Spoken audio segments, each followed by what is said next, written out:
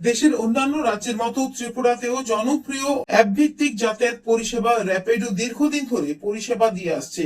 এই পরিষেবার মাধ্যমে যাত্রীরা মোটরসাইকেল বুক করে স্বল্প সময়ে ও তুলনামূলক কম খরচে গন্তব্যে পৌঁছাতে পারেন।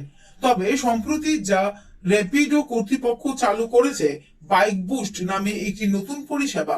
চালকদের অভিযোগ, এই পরিষেবার মাধ্যমে যাত্রীরা কম ভাড়ায় বেশি দূরত্ব ভ্রমণের সুযোগ পাচ্ছেন, যার ফলে তাদের আয় উল্লেখযোগ্যভাবে কমে যাচ্ছে।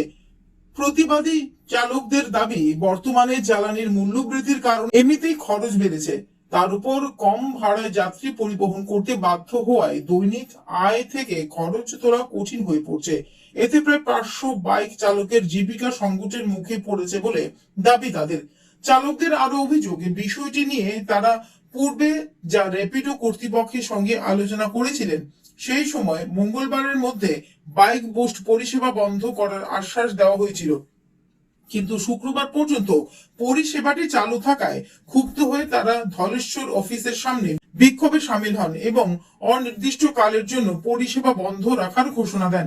এখানে আমরা সব যারা র্যাপিডো চালক, আমরা র্যাপিডোতে বাইক চালাই, তা বাইকে আমরা এখানে সবাই একত্রিত হয়েছি।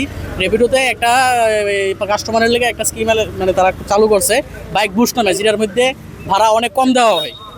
6 কিলোমিটার 7 কিলোমিটার চালাই আমরা 24 টাকা ভাড়া পাই। এদিকে পেট্রোলের ফি দিন দিন বাড়তেছে। স্মার্ট সিটির কারণে রাস্তাঘাটের অবস্থা একটু সমস্যা আছে, যার কারণে আমরা এটা চালাই একদম পুষতেছে না বলতে গিয়ে আমরা কিচ্ছুই লাভ হইতেছে না। তো আমরা এটা বদ্ধকরণের লেগে আমরা এখানে আইসলাম।